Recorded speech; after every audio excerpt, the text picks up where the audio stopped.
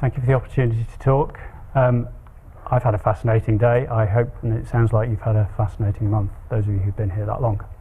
I'm going to talk, and this might come in slightly under time. I figured that we'd be behind time by now, so I'm enormously impressed that all speakers are stuck to their time. So late in the day, I follow my rule of trying to keep it short. So I may just go through this a little slowly. So I'm Steve Gibson. I've recently moved to Defra after 26 years at the JNCC, which many of you may have heard of. It's a statutory body in the UK advising the government on nature conservation. I'm now the head of science in something called the Environmental Analysis Unit. And I'm going to talk about our interests, and this is really following up Ian Williams's talk at the start of this month. So, just to remind you kind of where we are politically, our recently departed Secretary of State had an unfrozen moment speech some time ago, which I'm sure you'll remember, that in this moment of opportunity for policy change, particularly with common agricultural policy, common fisheries policy, and also for technological change, there are opportunities that we can take to improve the environment in the UK and in England, particularly. For the purpose of this talk, although we have no monopoly on the changes, as Matthew alluded very briefly to the Brexit and our land consultation, which I'm sure there'll be things coming from that as well in Wales. But there are possibilities, and what I want to talk about is what are those possibilities, and to try and give you some framework for the things that you've been talking about this month.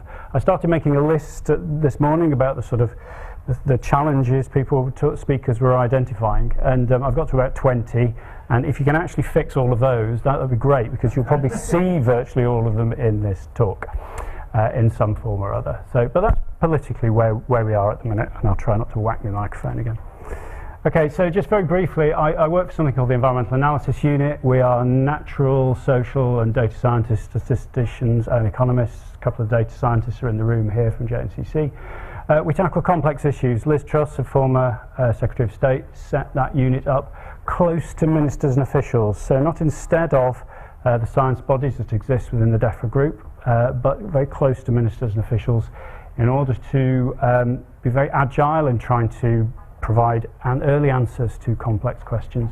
We're, amongst other things, responsible for developing the concepts of natural capital, incorporating value in decision making, new systems for monitoring environmental change. We've recently released a framework of 66 indicators, which you may have seen, and also are enabling geospatial data across the Defra group. The Defra group is made up of about 9 organisations and 25,000 people, so it's not an insubstantial task, and I'll mention some of those as we go through. Ooh, that doesn't look like I expected. Never mind. Maybe if I do that. Oh yeah. Oh, it's animated. Oh, who knew? Right. That's what happens when you borrow when you get slides from people and you don't run it as a slideshow, obviously. Okay. So the other thing I just want to introduce, Pam Berry will talk after me with Peter, and Pam is a systems fellow at Defra. I know Ian talked a little bit about this at the start, but I'll just remind you, Defra is trying to change the way it thinks and the way it develops policy by embedding a systems approach. So on the left-hand side, the animation, fantastic, in terms of how we can inform policy, actually make policy better, and some examples there, cross-cutting issues, interdependencies and so on. But also developing the capability of this group of 25,000 people to think in a systems way and to use it and to default to using it rather than developing policy silos. So that's one way. Ian again showed this, but this is a reminder, again, changing how we're thinking. And so very simply running from left to right, there are drivers and pressures. There are drivers of change that we've heard about today. We're thinking very much in a natural capital assets language. In Wales, it's described as natural resource management. In Scotland, it's defined different ways. It doesn't matter. We're talking about roughly the same kinds of things. In England, we're talking about goods and benefits, though, and I think that's different in the other countries. And the why in England expressed as a strong economy and improved health and well-being. And then wrapped around that, we want to change how we monitor and evaluate, and then, as I said about the systems approach, how we do policy making. Now, this is just a long list, and it's supposed to be a long list, and you'll take the slide away and be able to look at things and look it up, so I thought I'd put it up there. These are the kinds of areas where Defra has a landscape interest. So net gain has already been talked about, developments, particularly land developments where we end up with a better environment afterwards than before. Environmental land management, the replacement to common agricultural policy, nature recovery networks, how we manage our water sustainably. I won't use a pointer because I can't pick it up. My acuity is good, so I don't know how most people can pick them up. Bioenergy and how that will change our landscape. If we move over to the right-hand side, local nature recovery strategies. We've heard quite a lot about localism and sense of place today. Great question, district licensing. That's something that's happening on the ground now. It's a different approach to managing a species of European importance, for which the UK has a significant responsibility, but managing it in a landscape way rather than in a protected species way. And that, Matthew and I have been in the civil service almost as long. That's a big deal in how you're dealing with protected species, and hopefully a lot better, bigger outcome for a lot less investment and effort. I talked about how we monitor. Carbon net zero has been talked about as well. I'll talk a little bit more about that. A food strategy, we've heard about that, and diet changes, how we manage our waste. All of these things have a landscape interest for Defra, and I just wanted to give you that list of things. What I'm going to do, I'm just going to talk about 3 in a bit more detail, and then also talk about the monitoring, and then try and pick up some key points. So this is a very pretty infographic. It doesn't appear to be animated, so that's good news. I had from somebody. So this is environmental land management. This is public money for public goods, as it's been called in England. And the kind of public goods you can get, or, you'll be familiar with them. They're on that slide. That is the ambition for how we change to the payment system that we have in England. And it has a bunch of landscape questions, and these are some of them. We're going to phase out traditional payments by area, substantially. What happens? What if we make different choices? Intention is to start with, or the proposal is to start with the large landowners. What happens if we make different choices? What happens if we make area-defined choices? There are choices about the different public goods. You can't just have all the good ones. However much you put them into a model and run it back, but you're not going to have all the good ones. What's the trade-offs between production, food production, and carbon? If we wish net zero, we don't wish to export it to other countries. So how much more sustainable in our own production do we need to come? And how all that turns into landscape multifunctionality. And then on the right-hand side, innovation and business models. So what is the energy balance of farming? Do we understand it? How much is fossil fuels? And then how do we maximise all of that to kind of move back to the left-hand side? These are all the kind of questions we have. Now, we don't know exactly what questions we want answering. And I think that's actually a good thing, because if you come up with very specific questions, the data it's not usually the right data to answer them. If you've got roughly the right kinds of questions, then my experience, and I've been 15 of my 26, 27 years have been in monitoring and evidence. If you've got the sort of questions, then you're better off engaging with the people who've got the data and then saying, well, you can kind of answer these kind of questions instead. That will give you quite a lot of the way there. And I think that is a far better place to be in. So there's nothing very specific here. I think it's also about enabling, which is what Matthew was just talking about as well, which I'm happier to be here than I was maybe in the late 90s. Okay, there's a couple of slides here. Somebody was talking earlier about the number of changes necessary to get to net zero by 2050. So there's a couple of slides from the Climate Change Committee on Climate Change. So just the bottom two, the 2 pale blue ones, if we make significant changes to our land use starting now right through until the end, and we make quite a lot of changes to our diet, food waste, tree growing, efficiency on farms, and so on and so forth. And we make significant inroads into reducing our waste, limiting emissions, and so on and so forth in orange there, and right down at the bottom a whole load of co-benefits as well that we can gain. Then we will get to net zero. Now, it won't have escaped any of you that that's a lot of landscape change, and there was somebody who did talk earlier about I'm sorry, I forget who it was. It's all been universally brilliant. The sheer number of changes you have to make very quickly and dramatically to get there. These all have landscape implications. So It's very multi-lever, I think, as the saying goes.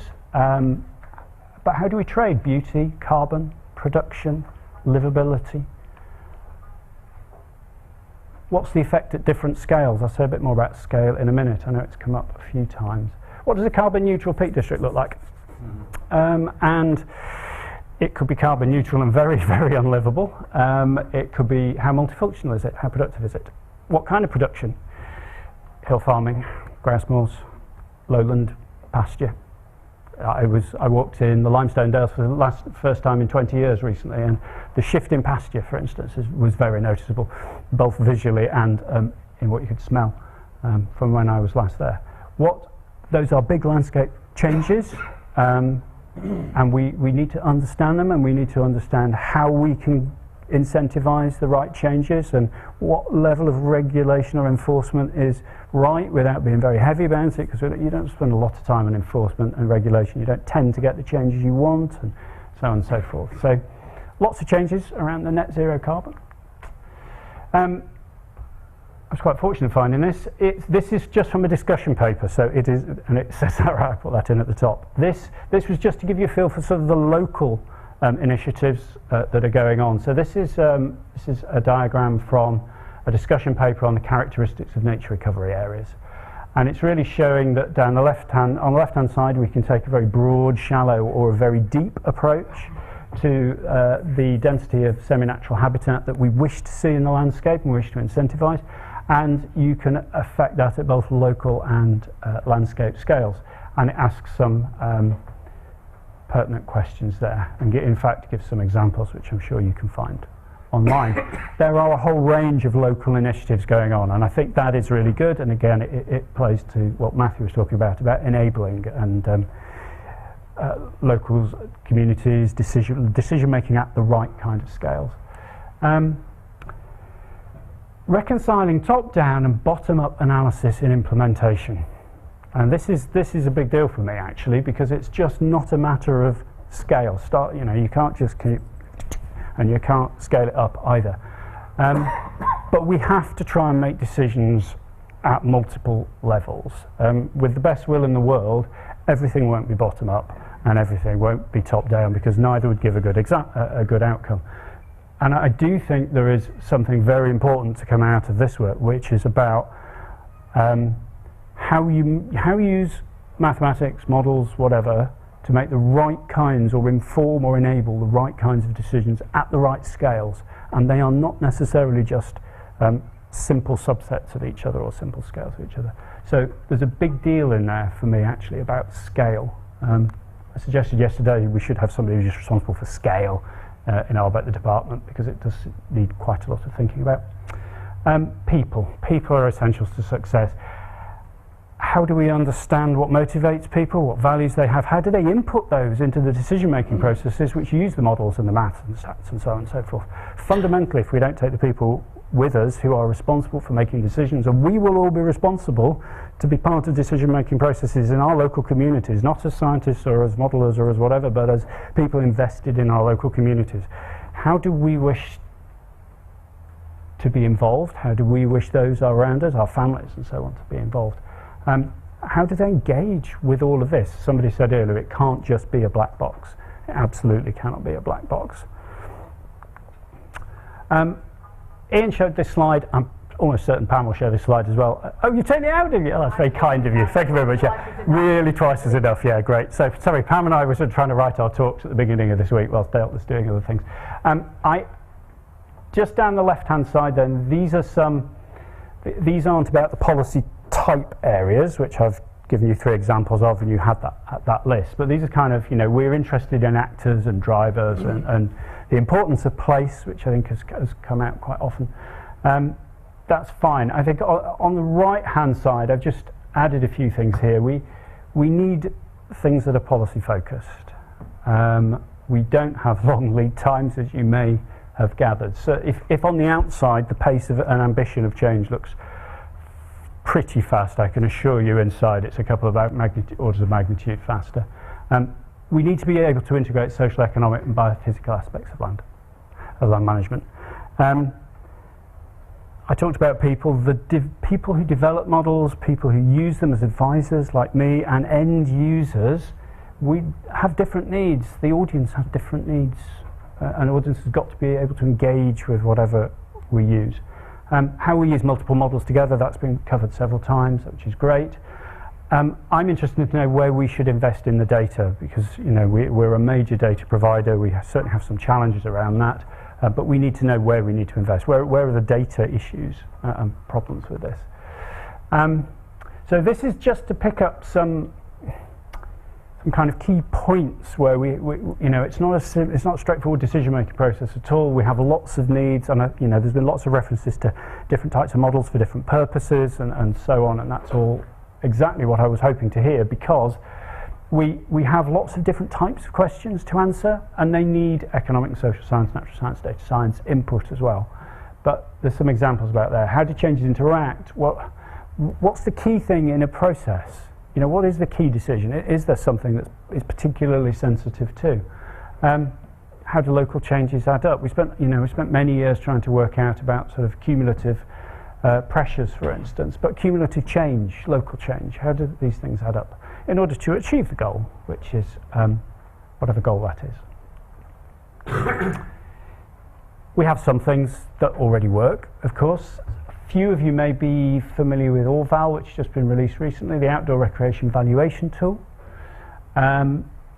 It's a tool that allows you to spatially model, represent and analyse access to the environment for recreational purposes.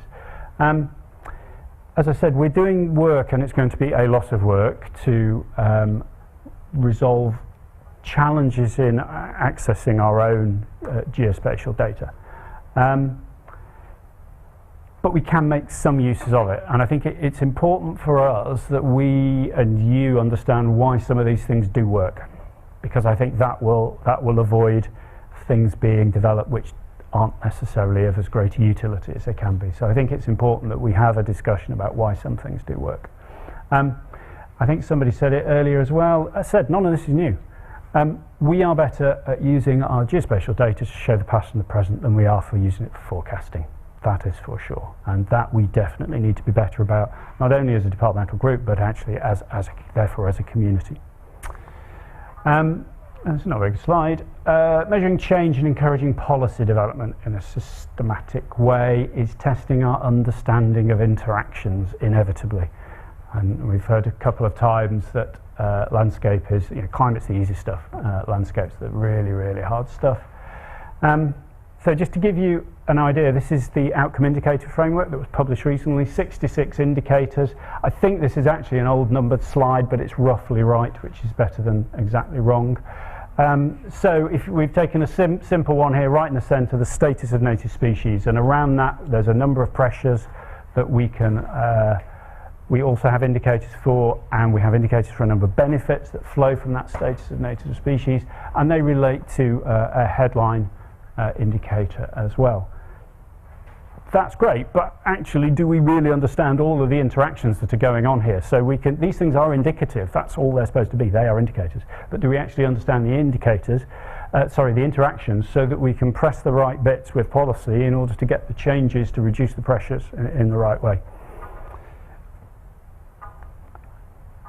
Now this is an interesting figure for me, because this shows, without looking at the detail, this is a pretty traditional management cycle.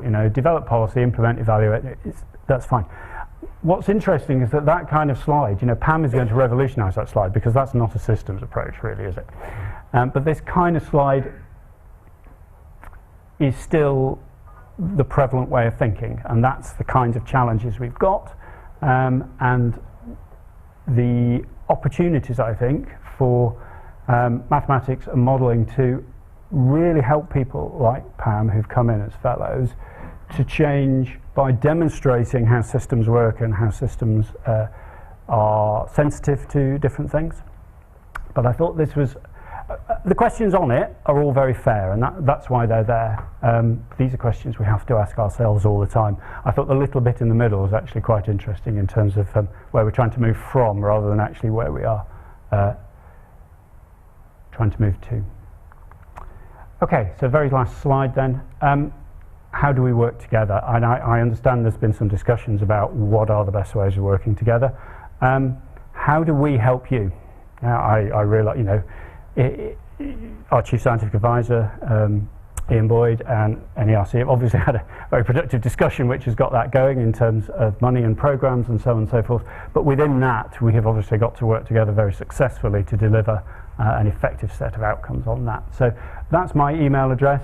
Quite whether I'm exactly the right person is something that I've been talking to Victoria about as well, but at least that's 2 email addresses that are now in the public domain, so it's not twice as bad as it all being Victoria's. Yeah, it would be good to understand how we do the work together. Not what the work is exactly, we have to get there, we have to talk about that too, but how do we work together? What's the best mechanisms? Because we're maybe 25,000, but I can assure you we are stretched. We need, therefore, anything we do needs to be exactly the right thing and really get the right input back and the right returns. Okay, thank you very much indeed. Thank you.